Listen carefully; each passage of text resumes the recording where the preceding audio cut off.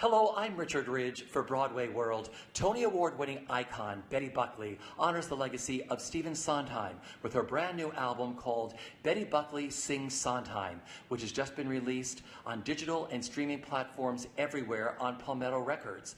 And I caught up with Betty, who's been called the voice of Broadway, here at the Civilian Hotel on the day of the album's release. Well, first of all, I am thrilled to be sitting here with you. Oh, Richie, I'm so happy to see you. Well, the last time I saw you was opening night of Company. That's right, right. Yeah, wasn't that fun? How wonderful was that night for you? It was great because I'd seen the original Company back when, and so yeah, it was a real joy. It was amazing, and Jennifer Smart is somebody I really love and adore, and of course Patty and Matt Doyle, and Christopher Sieber. So I was really excited to watch all of them. It was great. Well, congratulations on the new album, which just got released today. Yeah, just now. I mean, how exciting! Like, how did the album come about for you? Well, after he passed away, we all were, of course, struck with such a depth of grief, and it's so silly how you don't ever imagine one of your heroes like that ever passing away, and it just never occurred to me that we could lose Sondheim. Right? He's just such an eternal. We're so fortunate to be of the generation where he has done this. My first show was Gypsy at our regional theater, Casa Manana in Fort Worth, Texas. I played Dainty June, and then later that summer did West Side Story as a dancer and in the Dance of the Gem and stuff. And so I guess the cornerstone of my understanding of what musical theater is, besides all the wonderful Rodgers and Hammerstein cast albums that my mother had, was Sondheim, his writing. And so coming to New York, all I ever wanted to do was work with Stephen Sondheim, and his music has so informed my life, as with all of us. So I really was deeply, I was really in grief about the loss of him. And through the months of that, I thought, geez, it'd be great to put together all the songs of his that I've done as a compilation. So I called my record company, Palmetto Records. Missy Colazzo is this wonderful lady there who's my executive. And I said, could we do that? And she's like, yeah. And I said, can we remaster them? And she's like, yeah, let's do that. So I was really happy that she was interested. And my friend Gail Morowitz did that cover design of that wonderful photograph that Bruce Glickus took at one of his birthday concerts, where I'm handing off the mic to him for his speech. So, yeah, it's meaningful to me to get to honor him this way. Because you were considered one of the greatest interpreters of Stephen Sondheim's music. Well, it's really nice of you to say that. I'm not sure if that's true, but no, it's true. Yeah, you are. Thank you, Richie. Thank you very much. When you look at the vast amount of songs of his you've done, and I wondered what it was like, or what is it like singing Stephen Sondheim and living in his music and lyrics? Well, I hear so much color in his music. One of the things that I love about music is just sound, and how there are certain chords that people study this stuff, but I've always been aware that there are certain chords that just invoke certain emotions and certain dissonance in that chord structure that make you feel things whether you want to or not. It's like you feel it. And he writes like that. The chord structure set with the storytelling evokes the feelings that the story needs you to. That's why the story exists, why the song exists. And I was very fascinated by that earlier in my life. And then in my collaboration with Kenny Werner, who is such a genius pianist, and I worked with him for 20 years as my pianist, MD, arranger, and we arranged all that Stephen Sondheim material in our early days together. And I would explain to him what colors I see in his music and what scenarios, what paintings. So we literally created paintings with Sondheim's material. And nobody had really done that to the degree that we did with our ensemble of jazz musicians. And when we first performed these songs at the Bottom Line, some critics were like, wait, that's Broadway, and they're not doing it the way they did it on Broadway. And some of the critics were a little uncomfortable with that, and Kenny would say, wait, once it's recorded and they have time to listen to it, they'll get it. And sure enough, when Mort Drosnes of Sterling Records recorded my first 5 CDs, and those recordings came out, and people had time to sit with them and I think have a more visceral response to the music as it was intended, then everybody kind of turned it around and liked what we were doing. And so I was very grateful to Mort Drosnes for recording that music that we were creating every year. And then I continued to record his music through my other recordings. And some are live recordings and some are studio recordings. And so putting them together. And then I found 2 pieces, Another 100 People and I Know Things Now, which I just love. I love that song so much. That my engineer enhanced the board mixes from those concerts, and then the mastering engineer made them sound even better. So they haven't been released before, but I like them, and so I wanted to add them to the collection. You know, it's interesting because Stephen Sondheim always said, he's told me this before, he said he likes when artists think outside of the box with his music. Wow, and you never told me that. Yeah, but you were one of the first ones to do that. I was at those Bottom Line shows. I thought to myself, wow, it's Betty's version of how she hears and you know. Yeah, what it inspires in me. Yeah, so, yeah, that when his first listening to my records, I don't think, he told me that he didn't care for them. Yeah. But I then found out through the years, for example, Kenny and I did this wild version of Send in the Clowns that was very improvisational. And we were told by people close to Sondheim years later that he did think it was interesting. I think he mellowed over the years, but he was a bit, he came to see me in Sunset Boulevard in London when we were all like, Stephen Sondheim's in the theater, oh my God. You know, we were all like freaked out. And so we did a really decent, performance that day. And he came back to my dressing room at the Adelphi Theater, which was like a gorgeous dressing room. I think it was bigger than any New York apartment I ever had. It was just an outrageously beautiful dressing room. So he came backstage with several friends and didn't have to, congratulations, you did a nice job, but wasn't really talkative at all. It was playing with my dog in the corner. And so I went over and I was like, Mr. Sondheim, I've recorded several CDs and the centerpiece of the music is you. And we'd really like to know what we sent them to you, but we never heard from it. That's right. And I said, and he goes, well, since you asked, and I never would have told you otherwise, I don't like them. And I was like, oh my God, I'm so sorry. We meant to honor you. And he goes, well, you need to do them the way they were written. And I'm like, but I work with jazz musicians and we were so inspired by your use of dissonance we feel like we always state your theme exactly as you wrote it. And then we go further, and can you not think of us as your students and your devotees writing essays about your music? And he goes, no. And so I called Kenny that night from my London hotel, and I was just sobbing. I was like, he doesn't like her. What are we going to do? And he listens quietly, and he goes, are you telling me after all the work we've put in, the months of work, and all the money you spent on those arrangements that we're not going to do them again? And I'm like, no, I'm not saying that. So we carried on despite. But I'm really, I'm feeling that perhaps now that he exists in a spiritual universe, that he will maybe see them differently. I don't know. But there's an irony to putting this compilation out in terms of my love for him, my devotion, but, putting the music out anyway. Oh, I think you've mellowed him over the years. No, because he said that this was maybe 5 years ago. Mm-hmm. So maybe he's learned. Yeah, seriously. Wouldn't that be nice? That'd be so great.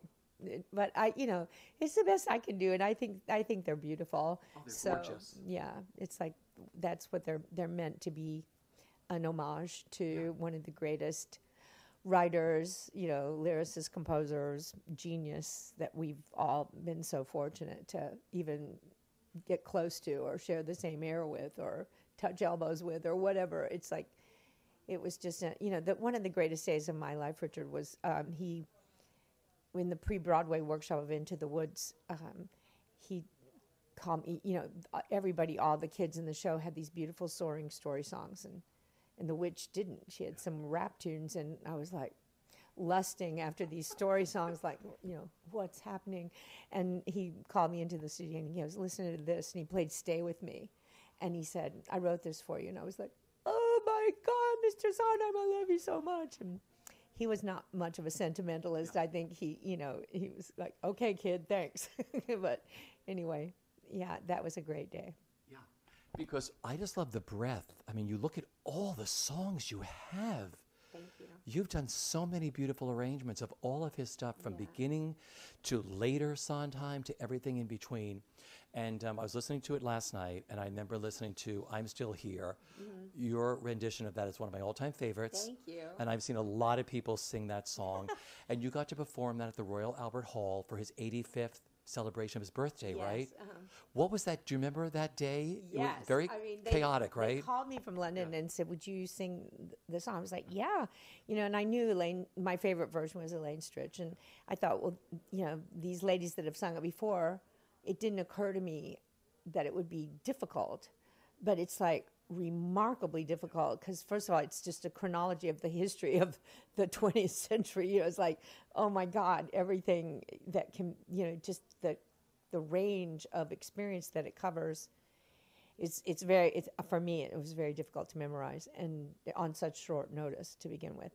And it's a far more challenging piece than I ever imagined. So even then, we were also told, and this was so great. Christine Baranski and Lorna Luft and Stephanie Powers, we were all there. We were all invited to do this, and we thought it was like one of those things where you're sitting in chairs with a music stand. It was a fully staged thing with the orchestra behind us. We're not even able to see the conductor to help us, but we're all what? And we were there. I was there a week and a half before the show, and the Royal Albert Hall is gigongous, right? We were supposed to do 2 performances. So I was still memorizing that stuff up until the last minute. And my poor assistant, Kathy, had been running lines with me. And when I went on, she had her fingers, her legs, everything crossed for me and praying. And before I went on, I was like, please, God, please just let me remember the words, And she knew from the experience of working with me on the lyrics that if I was past this 3rd verse, that I'd make it home free to the end, And so she was like back, she couldn't even watch because she was so terrified for me. And in our dress rehearsal, we didn't even get through the 2nd act. So we were, and Lorna Luft is one of my favorite people of all time. She was like, are you kidding me? And Christine Baranski, she goes, I thought this was going to be like a vacation. We were both, all of us were just like, I can't believe it. But it came out really well. So you were flawless that night because there were some bootlegs of this. Just watch this woman on YouTube. But I mean, what I love about that is everyone I've spoken to who's done I'm Still Here said it is one of the hardest songs because it's all da-da-dun, da-da-dun, and all, you're like, oh, did I sing that verse? Right. Didn't I do that verse right? And then it builds and builds and builds. And then you're like belting as big as you can at the end. And it's like, it's like doing your choreography too. Yeah, it was crazy. And the wonderful Liz Kaplan, the voice, I went to her because I hadn't been singing like that. And she really kicked my ass and got me into shape for that. And I'm very grateful to her and helped me find my joy again in that kind of singing. So that was quite a wonderful experience. It was a flawless night. It was a flawless performance. Thank you. You have Rose's Turn on here too, and you remain one of my all-time favorite Mama Roses. Thank you. Which I just think you brought something to her that I'd never seen before in a lot of the other ladies who have done this role before. How challenging was the role of Mama Rose, and what does that role mean to you? Well, when I was 15, I was Dainty June at the Cosmignano production, and I would watch. It was in the round, so I would stand at the top of the house and watch our Mama Rose.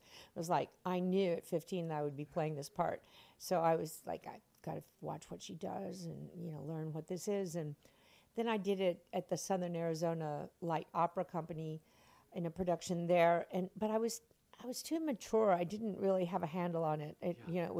I wasn't in that performance. I've seen clips of it, and I'm like, oh, I was not grounded enough. I wasn't rooted into the ground the way Mama Rose needs to be. And then, fortunately, I got another chance at the paper mill, and I feel like I was in the ground and I was, what it was supposed to be. And I'm really proud of that work and happy I got to do it.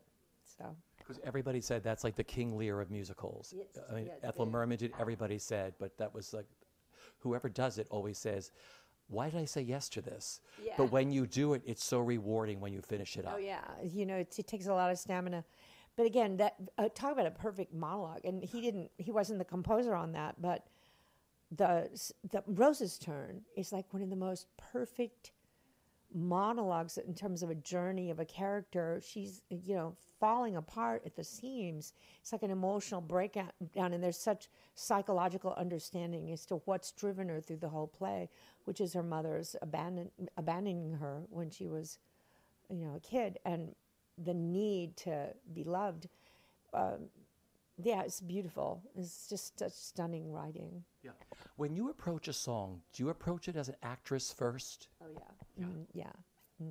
But I also I work to deconstruct it to understand why the composer writes what they do, and what they mean by it relative to the lyric and where it sits, and so I need to understand all that of where the story rests in the music, where it resides in the music.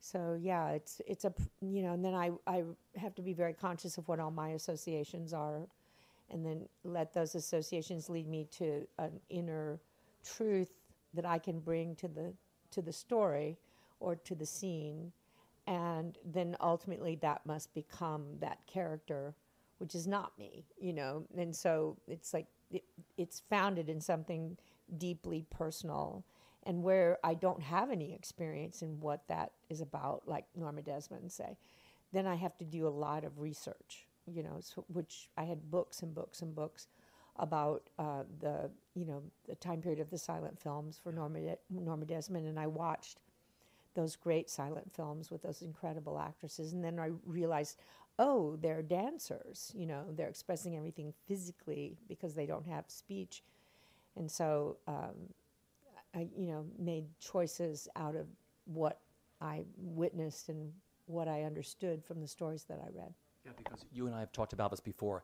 You brought things to Norma Desmond that no one had brought to that role before, and since then. And I guess it has to do with a lot of research, or just how you ground yourself as an actress to take on a role like that. Yeah, and the stories like Louise Brooks and, oh God, some of the names are eluding me at the moment. There was another wonderful girl. Well, there was also Gloria Swanson, I think, did all, Yeah, and there's another one little like that. Childlike girl. Oh, sorry. It's okay. Yeah, anyway, it was an amalgam of Gloria Swanson and what I witnessed there, and Louise Brooks and this other wonderful actress. I'm sorry, her name is eluding me at the moment.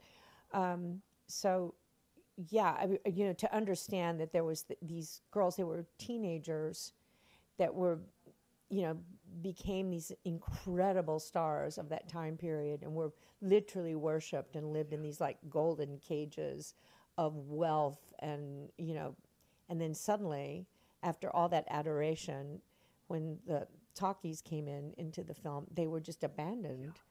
And can you imagine? And they didn't grow up.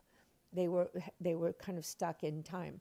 So that was my feeling about her, was that she was this child in a 50-year-old woman's body, and with all these passions and need to express and create and be joyous, but people wouldn't let her because she was old, right? So at 50, which is a joke, but anyway.